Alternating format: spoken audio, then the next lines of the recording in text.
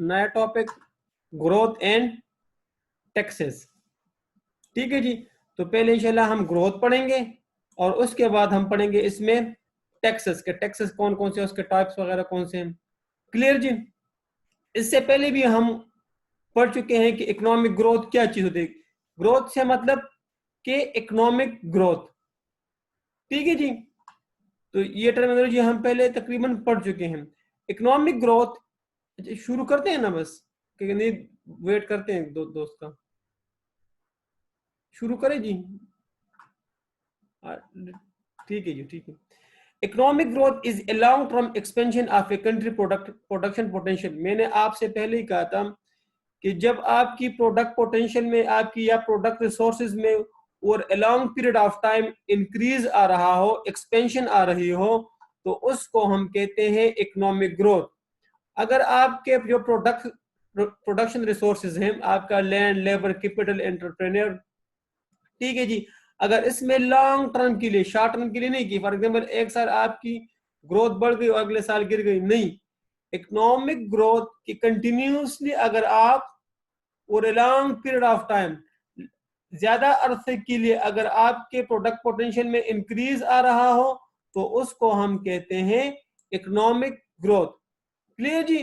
तो अगर आपके रिसोर्सेज हर साल बढ़ रहे हैं, फॉर एग्जाम्पल 10-20 सालों तक वो मुसलसल बढ़ रहे हैं, तो उसको हम कहते हैं इकोनॉमिक ग्रोथ। बिजनेस साइकिल इसमें पढ़ेंगे आज के इसमें अपना टॉपिक में, इसी चैप्टर में डिटेल में दिया उसने लिखा भी कि डिस्कस इंशाल्लाह इन लेटर। वो पहले तो उधर से नहीं पढ़ना, इधर से इंशाल्लाह हो जाएगा। तो अगर प्रोडक्ट पोटेंशियल, किसी भी मुल्क की प्रोडक्ट पोटेंशियल या प्रोडक्शन रिसोर्सेज में और a long period of time increase आ रहा हो, तो उसको हम कहते हैं इकोनॉमिक ग्रोथ। अब इकोनॉमिक ग्रोथ के ऑब्जेक्टिव क्या क्या है? इकोनॉमिक ग्रोथ में कोई कंफ्यूजन? इकोनॉमिक ग्रोथ की डिफिनेशन में कोई ये इंपॉर्टेंट है भैया डिफिनेशन, तो इसको सिर्फ आप एक नजर पढ़ लें, इसको याद कर लें, और बाकी ये भी इंपॉर्टेंट है। तो अगर और a long period of time किसी भी मुल्क के प्रोडक्ट पोटेंशियल में या प्रोडक्शन रिसोर्सेज में इंक्रीज आ रहा हो, तो उसको कहते हैं इकोनॉमिक ग्रोथ इकोनॉमिक्स में। ये इसके ऑब्जेक्टिव्स भी हैं इकोनॉमिक ग्रोथ के, और इसके एडवांटेजेस भी हैं। हायर लिविंग स्टैंडर्ड, यार जैसे जैसे इकोनॉमिक ग्रोथ में इंक्रीज आएगा, इन अदर वर्ड्स कि आपकी इनकम बढ़ेगी और आपकी जो मयारी जिंदगी है, आपकी जो लिविंग स्टैंडर्ड है, उसमें इजाफा होगा। तो इकोनॉमिक ग्रोथ का फायदा ये है, देखो जो डेवलप्ड कंट्रीज है उसकी क्यों स्टैंडर्ड ऑफ वो ज्यादा है, लिविंग स्टैंडर्ड ज्यादा है, क्योंकि उसकी इकोनॉमिक ग्रोथ अच्छी है। इकोनॉमिक ग्रोथ का मतलब ये है कि इंक्रीज इन इनकम, और इंक्रीज इन इनकम का मतलब ये कि आपकी जो लिविंग स्टैंडर्ड होगी वो अच्छी होगी। क्लियर। तो इसका पहला ऑब्जेक्टिव या एडवांटेजेस ये है जी। पहले में कोई मसला?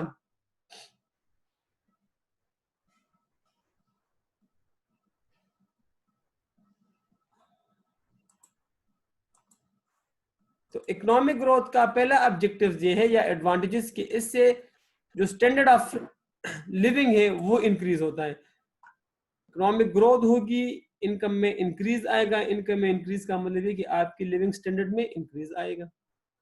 क्लियर जी। तो इसका पहला ऑब्जेक्टिव जी। पहले पॉइंट में कोई कंफ्यूजन? एम्प्लॉयमेंट इफेक्ट, यार प्रोडक्ट पोटेंशियल में या रिसोर्सेज में इंक्रीज आने से आपकी एम्प्लॉयमेंट अपॉर्चुनिटी इंक्रीज होती है, और एम्प्लॉयमेंट अपॉर्चुनिटी का इंक्रीज होने का मतलब ये है कि सोसाइटी में ज्यादा एम्प्लॉयमेंट क्रिएट होगी। ठीक है ना। तो एम्प्लॉयमेंट लेवल हाई होगा। तो जैसे जैसे आपकी इकोनॉमिक ग्रोथ बढ़ेगी, वैसी वैसी रियल इनकम बढ़ेगी। रियल इनकम बढ़ने का मतलब ये कि आपकी स्टैंडर्ड ऑफ लिविंग बढ़ेगी। दूसरा इफेक्ट इसका ये है कि इकोनॉमिक ग्रोथ के बढ़ने के साथ साथ आपकी प्रोडक्ट पोटेंशियल में इंक्रीज आने से एम्प्लॉयमेंट अपॉर्चुनिटी क्रिएट होगी। इन अदर वर्ड्स कि ग्रोथ और एम्प्लॉयमेंट का आपस में एक पॉजिटिव रिलेशनशिप है कि ग्रोथ बढ़ेगी तो एम्प्लॉयमेंट अपॉर्चुनिटी भी ज्यादा होगी, ग्रोथ कम होगी तो एम्प्लॉयमेंट अपॉर्चुनिटी भी कम होगी। तो इकोनॉमिक ग्रोथ का दूसरा फायदा या दूसरा ऑब्जेक्टिव ये है कि उससे एम्प्लॉयमेंट अपॉर्चुनिटी क्रिएट होती है।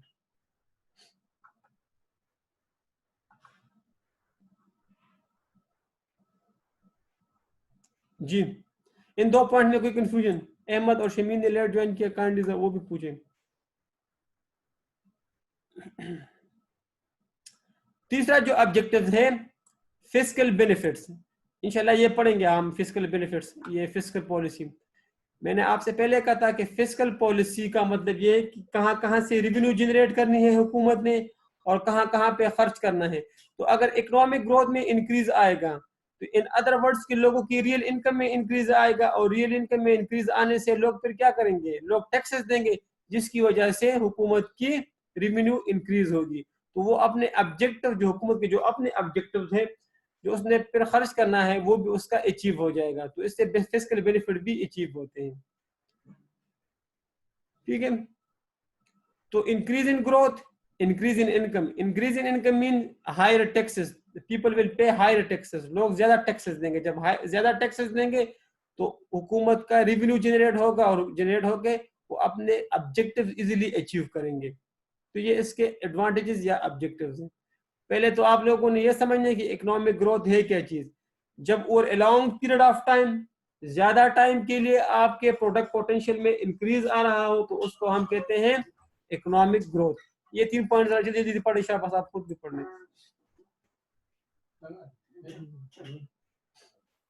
जी शाबाश, जिन्होंने थोड़ा सा लेट ज्वाइन किया, अगर उससे कोई कंफ्यूजन है तो पूछ लें।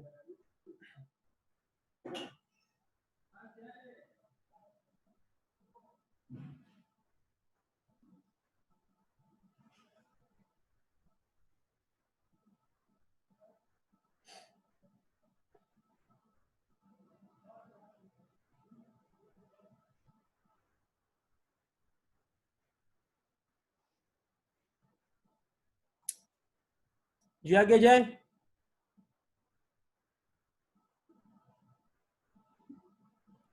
जी डिसएडवांटेजेस,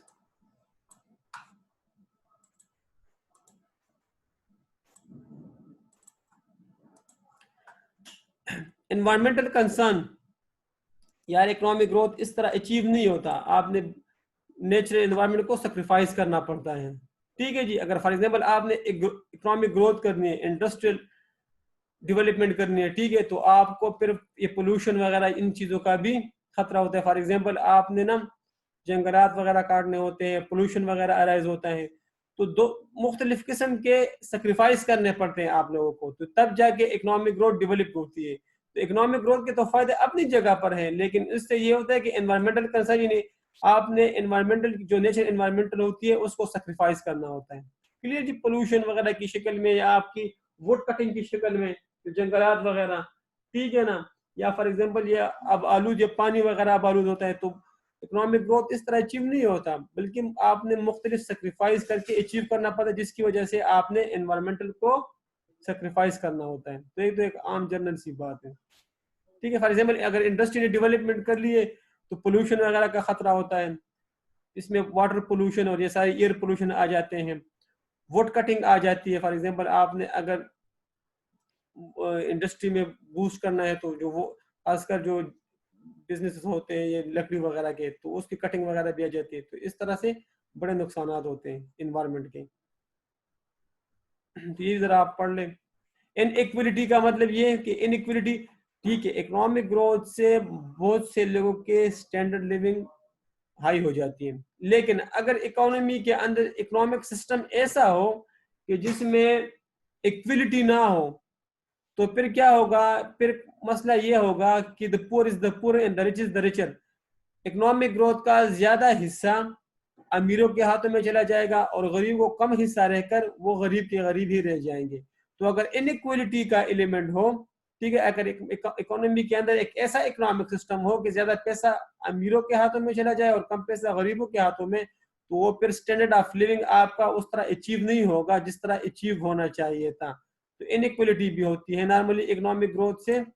इकोनॉमी तो बढ़ रही है लेकिन उससे जो फायदा हो रहा है वह कुछ मखसूस लोगों के हाथों में जा रहा है, जिसकी वजह से ओवरऑल सोसाइटी इफेक्ट हो जाती है। इन्फ्लेशन रिस्क, इकोनॉमिक ग्रोथ का एक मसला ये है कि इनसे इन्फ्लेशन रिस्क अराइज होता है। ठीक है, लोगों की रियल इनकम बढ़ रही है लेकिन लोगों की रियल इनकम बढ़ने से लोग डिमांड ज्यादा करते हैं। ठीक है, जब चीजों की डिमांड ज्यादा करते हैं तो वहां डिमांड पुल इन्फ्लेशन अराइज होता है। डिमांड पुल इन्फ्लेशन इंशाल्लाह हम पढ़ेंगे नेक्स्ट टॉपिक्स में इन्फ्लेशन की मुख्तलिफ टाइप्स होती हैं।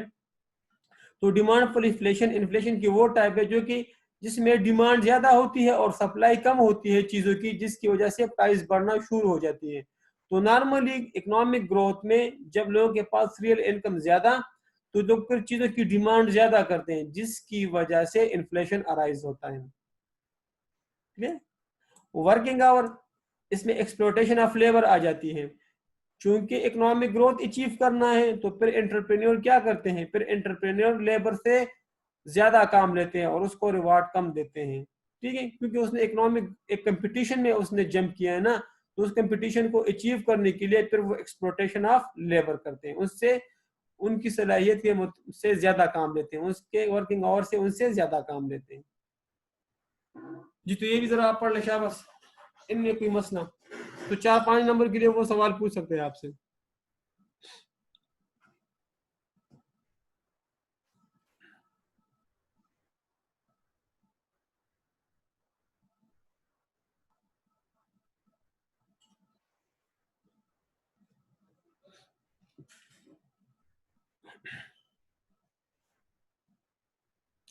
इनइक्वलिटी का मतलब ये लियाकत रहमान कि भाई मैंने अगर इकोनॉमिक ग्रोथ बिल्कुल अचीव हो रहा है, इकोनॉमी चल रही है, इकोनॉमिक ग्रोथ अचीव कर रहे हैं, लेकिन अगर उनसे जो इनफ्लो जनरेट होगा इकोनॉमिक ग्रोथ से, जो फायदा होगा, और वो फायदा कुछ मखसूस लोगों के हाथों में जाएगा, ठीक है ना, अमीरों के हाथों में जाएगा, या वो जो इन्फ्लुएंशियल पीपल है द सोसाइटी उनके हाथों में जाएगा, तो फिर इनइक्वलिटी अराइज हुई ना, उनका फायदा गरीबों को कम जाएगा और अमीरों को ज्यादा, तो अमीर अमीर के रहेंगे और गरीब गरीब के रहेंगे, तो फिर इनइक्वलिटी अराइज हुआ।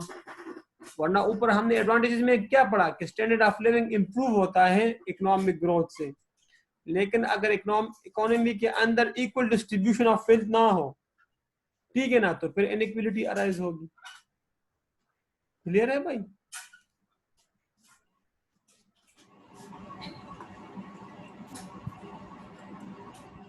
जी जी लियाकत।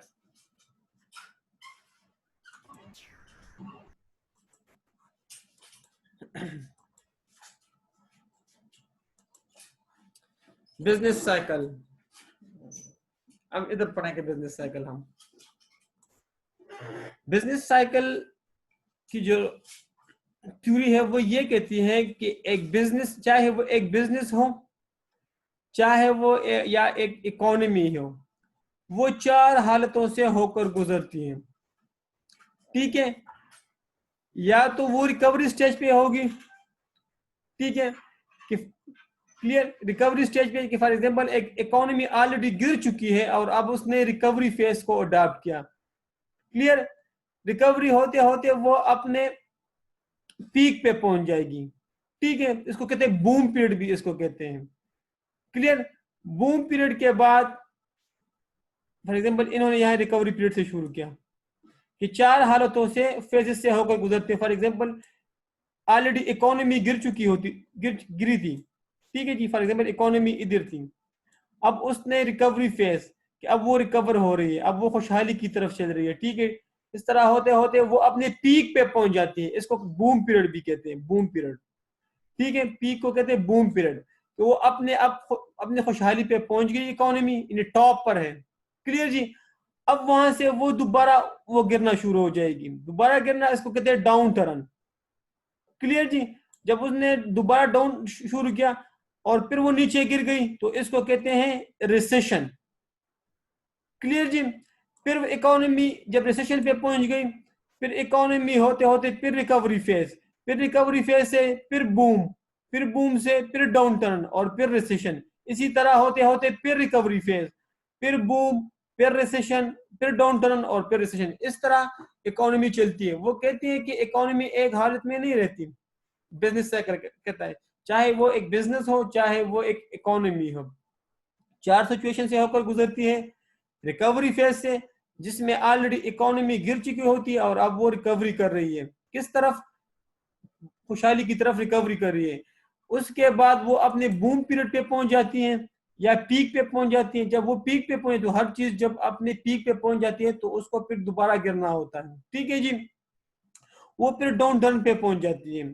डाउन टर्न पे पहुंच के फिर वो रिसेशन पे आ जाती है, फिर वहां से जब रिसेशन पे कुछ टाइम की रह जाती है, फिर वो अपने पास रिकवरी फेज की तरफ चली जाती है, फिर रिकवरी से फिर पीक, फिर डाउन टर्न, फिर रिसेशन, और इस तरह ये इकोनॉमी चलती रहती है। तो इकोनॉमी की एक हालत नहीं होती, वो 4 हालतों से होकर गुजरती है। ठीक है जी। लेकिन यहां से अगर वो सवाल पूछेगा तो वो आपसे पूछे कि यार जरा बताएं कि बिजनेस साइकिल क्या चीज है, तो आप लोगों ने बताना कि बिजनेस साइकिल वो एक साइकिल होता है किसी भी इकोनॉमी का कि उसमें उस 4 हिस्सों से, 4 फेजेस से होकर गुजरना पड़ता है। रिकवरी फेज, पीक या प्रोस्पेरिटी या boom period, down turn phase या रिसेशन, और फिर एक इकोनॉमी में आ जाती है डिप्रेशन। इंशाल्लाह एक एक को हम पढ़ेंगे। लेकिन हर स्टेज के अपने खुसूसियात बताता हूँ, रिसेशन अभी बताता हूँ, ये तो सिर्फ अहमद मैंने बता दिया ना आपको, हर एक आप कैरेक्टरिस्टिक भी पढ़ेंगे। लेकिन सवाल आएगा तो वो आपसे पूछेगा कि यार फॉर एग्जांपल प्रोस्पेरिटी फेज में या रिसेशन फेज में, रिसेशन फेज में क्या होता है, कौन कौन से कैरेक्टरिस्टिक? नहीं, नहीं हो सकता। अप्स एंड डाउन्स लाइफ में रहती है, तो जिंदगी है भाई। जिस तरह वो कहते हैं ना दरिया के वो जो होते हैं ना, उसको क्या कहते हैं, मुंह तो पत्थरों पे छपी हुआ लहरें, ऊपर नीचे होकर फिर आगे जाके वो चट्टान से टकराती है। तो इसी तरह लाइफ भी है और इसी तरह बिजनेस भी होते हैं। बिजनेस कभी भी ये कभी भी नहीं होगा कि बिजनेस हमेशा इस तरह, ये कभी भी हम तो ये समझ रहे होते हैं ना कि जिंदगी आसान है और इस तरह बस एक दफा तरक्की कर ली तो बस फिर जाओ जाओ जाओ, इस तरह नहीं है। अप्स एंड डाउन्स होती रहती है भाई लाइफ में, अप्स एंड डाउन्स, और इस तरह ये ग्राफ फिर ऊपर नीचे होता होता इस तरह चलता है।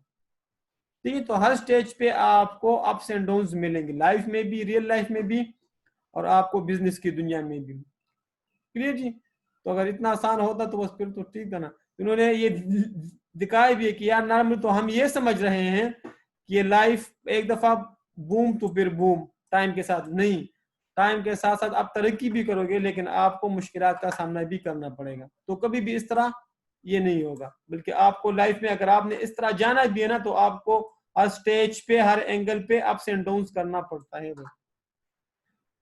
क्लियर। तो जी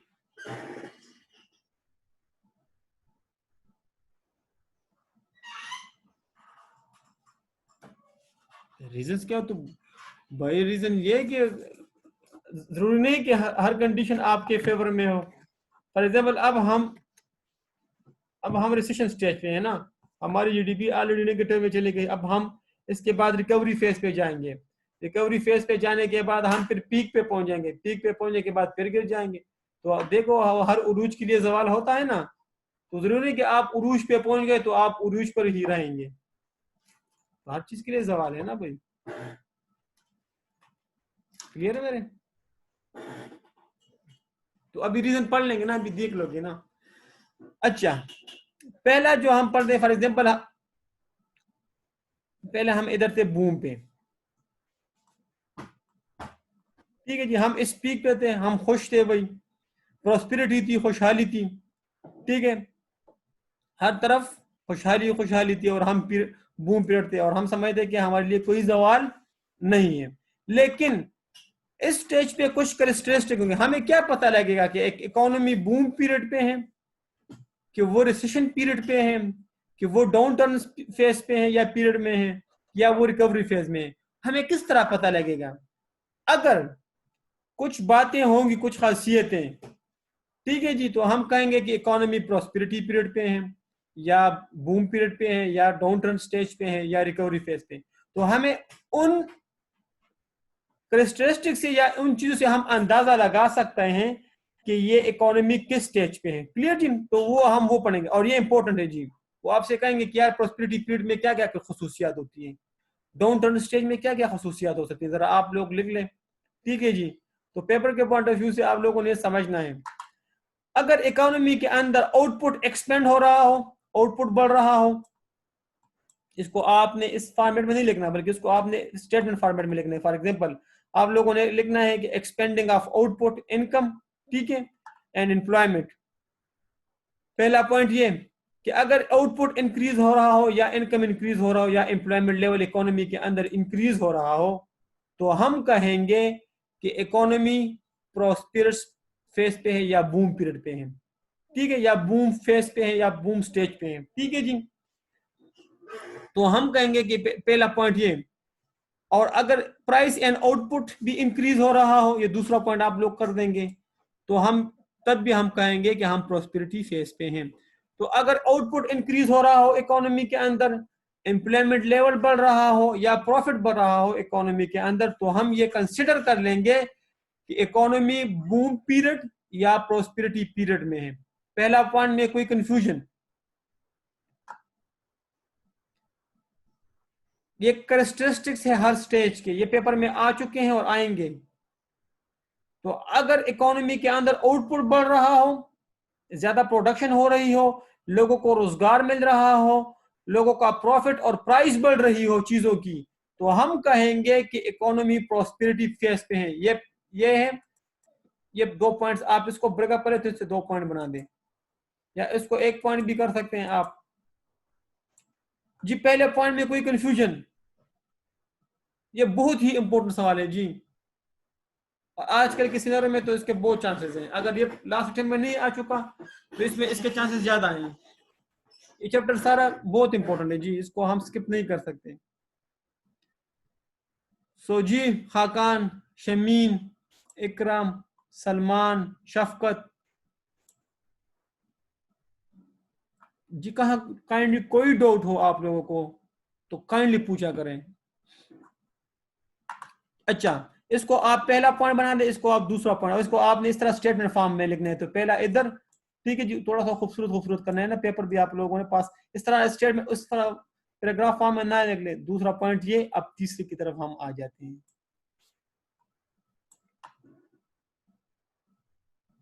तो भाई लोग चीजों की डिमांड भी करेंगे ना, तो जब लोग चीजों की डिमांड करेंगे तो प्राइस भी हाई होगी। और भाई सप्लायर ने भी तो कुछ कमाना है ना भाई, सब खुश है ना। आप हाई प्राइस देने को तैयार है तो वो हाई प्राइस पर बेचेगा। आपकी एम्प्लॉयमेंट लेवल अच्छी है, आपका आउटपुट हो रहा है, आपका बिजनेस भी चल रहा है, आपका रोजगार भी चल रहा है, आपको जॉब भी मिले, तो आप हाई प्राइस खर्च करोगे तो उधर वो हाई प्राइस चार्ज करेगा। इन्फ्लेशन भी तो राइज होगा ना, उधर ऊपर नहीं पड़ा हमने जी। अजहर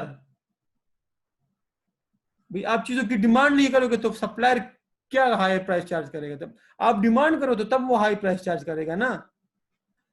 तीसरा पॉइंट हमारे पास ये होगा, bank issue credit more freely which facilitate from the investor to increase in output. यार लोन इजीली अवेलेबल होगा, तो तीसरा पॉइंट आपका ये, क्योंकि बैंक को भी पता है कि इकोनॉमिक ग्रोथ हाई है, लोग इन्वेस्टमेंट कर रहे हैं, ठीक है, और चांसेस है कि हम लोगों को लोन दे देंगे, वो हमें कर्जा भी वापस कर देंगे और साथ साथ सूद भी वापस कर देंगे, क्योंकि आउटपुट हो रही है, उसकी इन्वेस्टमेंट अच्छी जा रही है, तो उसको अपने पैसे डूबने का कोई खदशा नहीं है।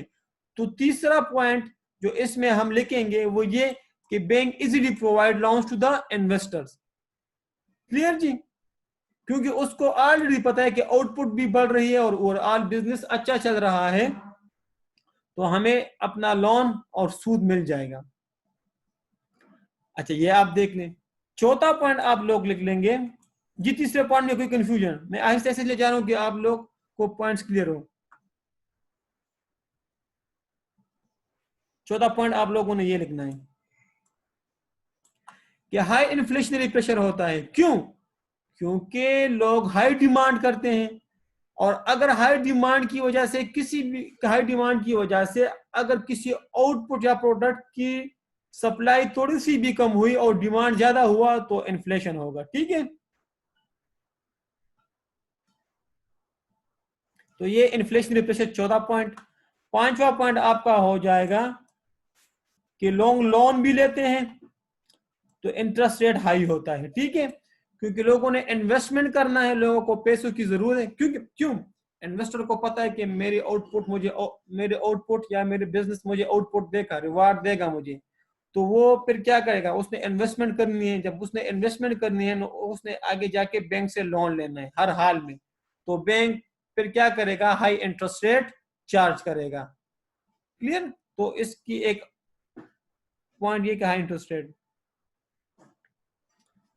क्लियर जी? तो ये 4 पॉइंट्स आप लोगों ने लिखने हैं। तो जरा आप लोग पूछे शाबाश सब। बिजनेस ऑप्टिमिज्म का मतलब ये कि मुझे बिजनेस आउटपुट देगा ना। आप पॉजिटिव होना, ऑप्टिमिस्टिक होना कि यार मुझे, मैं ये बिजनेस शुरू करूंगा तो ये मुझे प्रॉफिट देगा। आप उसके बारे में अच्छा सोच रहे हो ना, अच्छा सोच रहे हो कि मुझे ये बिजनेस रिवार्ड देगा। बिजनेस ऑप्टिमिज्म ये क्या, इसका मतलब ये क्या, जो मैं बिजनेस शुरू करने वाला हूं ये मुझे प्रॉफिट देगा। आप उसके मुताबिक ऑप्टिमिस्टिक है ना, पॉजिटिव सोच रहे हैं उसके बारे में, अच्छा सोच रहे हैं कि ये मुझे फ्यूचर में रिवार्ड देगा, मैं इन्वेस्टमेंट करूंगा तो ये मुझे रिवार्ड देगा, मुझे लॉस में नहीं जाने देगा जी। तो इसको आप लोगों ने इस तरह जी 3-4 इस तरह लिखने, नंबरिंग दे के ना, खूबसूरत खूबसूरत लिख के ना। जी पूछे शाबाश।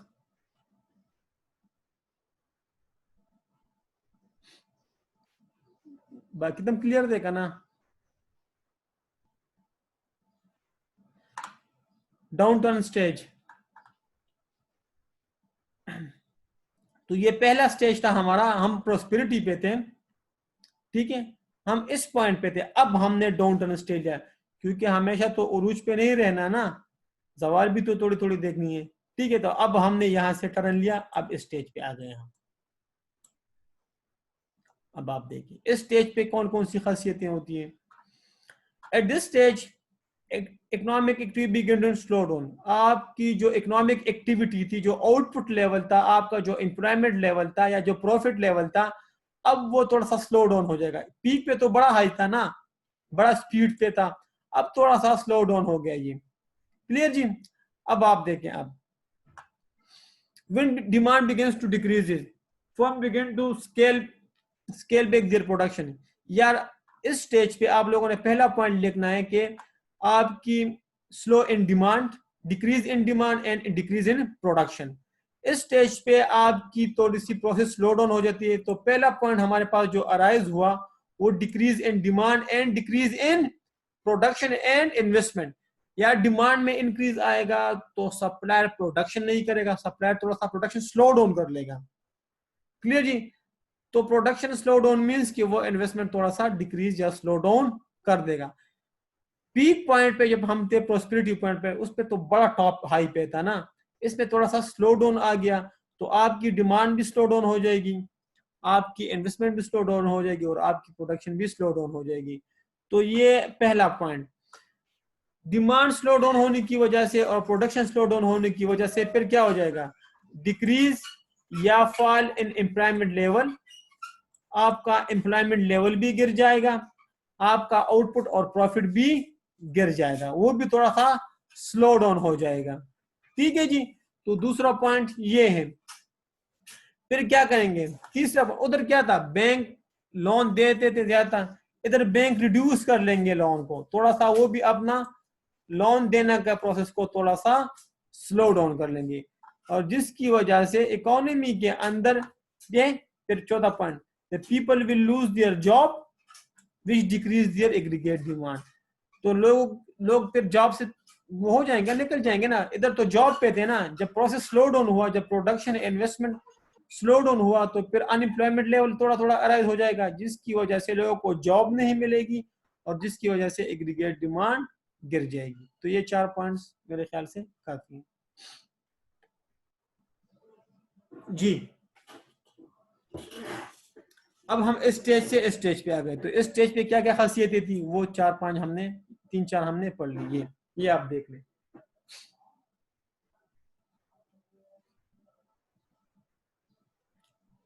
जी पूछे शाबाश, पढ़ ले, कोई कंफ्यूजन है तो खैर। जी शफकत, सलमान,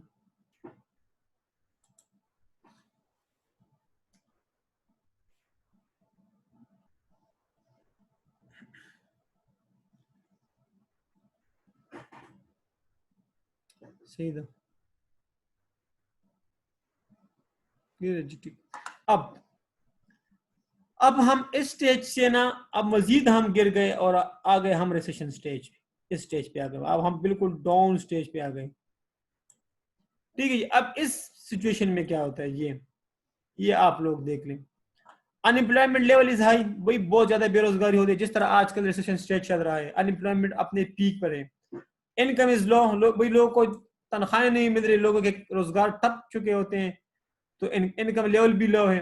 कंज्यूमर डिमांड, भाई लोग डिमांड भी कम कर रहे हैं, ठीक है, और इन्वेस्टमेंट भी, लोग इन्वेस्टमेंट भी नहीं कर रहे हैं, ठीक है जी, क्योंकि इकोनॉमी का साइकिल अब रुक चुका है। क्लियर जी। अब ये लॉ स्टेज पे है, भाई जब लोग इन्वेस्टमेंट नहीं करेंगे तो लोगों को एम्प्लॉयमेंट कहां से मिलेगी, ठीक, जब एम्प्लॉयमेंट नहीं मिलेगी तो लोगों की इनकम लो होंगी, जब इनकम लो है तो लोग लो डिमांड करेंगे। तो पहला पॉइंट आपका ये कि इस स्टेज पे एम्प्लॉयमेंट लेवल भी लो होता है, इन्वेस्टमेंट भी लो होती है, कंज्यूमर भी लो, और इनकम भी लो, ठीक है जी। There is under utilization of resources as machinery light, ठीक है यार, चूंकि लोग डिमांड नहीं कर रहे हैं तो आपके पास जो मशीनरी पड़ रही है वो या तो फुल यूटिलाइज नहीं हो रही है या तो बिल्कुल यूटिलाइज नहीं हो रही है। फॉर एग्जांपल एक प्रोडक्शन मशीनरी की कैपेसिटी थी कि वो दिन के 100 यूनिट्स बनाए, लेकिन उधर लोग डिमांड नहीं कर रहे हैं, तो आप मजबूरन या तो 10 यूनिट बना रहे हो या आप बिल्कुल नहीं बना रहे हो। तो इधर आपकी जो मशीनरी है, जो आपका कैपिटल आपके पास पड़ा हुआ है, वो या तो यूटिलाइज नहीं हो रहा है बिल्कुल, या अंडर यूटिलाइज हो रहा है। द बिजनेस कॉन्फिडेंस, ये दूसरा point, the business confidence is extremely low, भाई इन्वेस्टर अब उसमें वो कॉन्फिडेंस नहीं कि यार क्या होगा आगे। फॉर एग्जाम्पल इस सिचुएशन में इन्वेस्टमेंट डिसीजन नहीं लेता कि यार फॉर एग्जाम्पल कोरोना खत्म हो रहा है कि नहीं हो रहा, ठीक है मैं इन्वेस्टमेंट करूं कि ना करूं, ऐसा ना हो कि इन्वेस्टमेंट करूं और फिर लॉकडाउन चले आ जाए तो फिर मेरा इन्वेस्टमेंट तो डूब जाएगा, ठीक है जी। तो उसमें वो कॉन्फिडेंस नहीं है। क्यों? क्योंकि उस, या तो वो प्रॉफिट बिल्कुल सोच नहीं रहा कि शायद मैं इन्वेस्टमेंट करूं और हालात खराब हो जाए, मुझे या बिल्कुल प्रॉफिट ना हो या मुझे कम प्रॉफिट हो जो कि मेरे लिए फिजिबल ही नहीं है, ठीक है जी। Economic activity is doused, meaning that the business cycle is trough, इसका मतलब है कि आपकी इकोनॉमिक एक्टिविटी बिल्कुल स्टक हो चुकी है, स्टॉप हो चुकी है। तो ये फॉर एग्जांपल ये आपका तीसरा पॉइंट और ये आपका चौथा पॉइंट। तो जरा ये भी आप पढ़ लें। आजकल का बिल्कुल ये कंडीशन है पूरी दुनिया का, आजकल हम रिसेशन स्टेज पे हैं और आप लोग देख रहे हैं कि रोजाना बेरोजगारी और ये चीजें बढ़ रही हैं। जी मुस्कान, शमीन, सबा, आपकी तरफ से कोई जवाब नहीं आ रहा।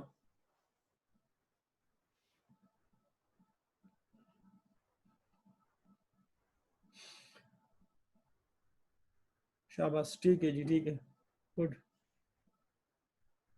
तो ये बहुत इंपॉर्टेंट सवाल है, वो आपसे पूछे कि रिसेशन स्टेज पे क्या क्या खसूसियात हो सकती हैं आपके, बूम पीरियड पे क्या और आपके डाउन टर्न स्टेज पे क्या। तो वो आपसे 3-4 मार्क्स के लिए वो पूछ रहे थे कि यार जरा इसके आप लिख लो करेक्टरिस्टिक्स। अल्लाह को पता है यार, मगर हम तो हर टाइम प्रोस्पेरिटी स्टेज पे, हम तो इन चीजों की परवाह नहीं करते, ये शुक्र करो कि इतना पता नहीं होता हमें। इन्फ्लेशन लॉ होगा ना फिर इसमें, ठीक है जी। जब आप चीजों की डिमांड नहीं करोगे तो फिर इन्फ्लेशन, डिमांड पर इन्फ्लेशन फिर नहीं होगा। कास्ट पर इन्फ्लेशन होगा लेकिन डिमांड पर इन्फ्लेशन नहीं होगा, इंशाल्लाह वो पढ़ लेंगे उधर, कम से कम डिमांड पर इन्फ्लेशन नहीं होगा। अच्छा, अब हम खुशहाली से होते होते डाउन टर्न स्टेज पे आए, डाउन टर्न स्टेज से होते होते हम फिर रिसेशन स्टेज पे आए और अब हम रिकवरी फेज पे चल रहे हैं, ठीक है जी। अब आप देखिए रिकवरी फेज पे, अब इकोनॉमिक एक्टिविटी इस स्टेज पे थोड़ी सी थोड़ी इकोनॉमिक एक्टिविटी इंक्रीज हो जाएगी। क्यों? क्योंकि डिमांड इंक्रीज होना शुरू हो जाएगा, क्योंकि रिसेशन होते होते अब लोग थक चुके हैं, अब लोगों ने थोड़ा थोड़ा इन्वेस्टमेंट शुरू कर दिया, जिसकी वजह से लोगों का एम्प्लॉयमेंट एक्टिविटी बढ़ गई है, एम्प्लॉयमेंट लेवल बढ़ गया और इकोनॉमिक एक्टिविटी इंक्रीज हो रही है। तो इस स्टेज पे थोड़ी थोड़ी आपकी इकोनॉमिक एक्टिविटी इंक्रीज हो जाएगी, जिसकी वजह से डिमांड इंक्रीज हो जाएगी। जब डिमांड इंक्रीज हो जाएगी तो आपका आउटपुट लेवल, आपका डिमांड लेवल और आपका इन्वेस्टमेंट लेवल बढ़ जाएगा। तो पहला पॉइंट हमारे पास ये बढ़ जाएगा कि इकोनॉमिक एक्टिविटी में इंक्रीज आ जाएगा। जैसे ही इकोनॉमिक एक्टिविटी में इंक्रीज आ जाएगा तो इन्वेस्टमेंट में इंक्रीज आएगा, इन्वेस्टमेंट में इंक्रीज आने से आपके आउटपुट और आपकी डिमांड में इंक्रीज आ जाएगा। ठीक है जी। जब थोड़ा थोड़ा थोड़ा इंक्रीज आउटपुट और आपके इनकम में इंक्रीज आएगा, ठीक है, तो फिर इन्वेस्टर क्या होगा, इन्वेस्टमेंट में कॉन्फिडेंस बिल्ड होगा।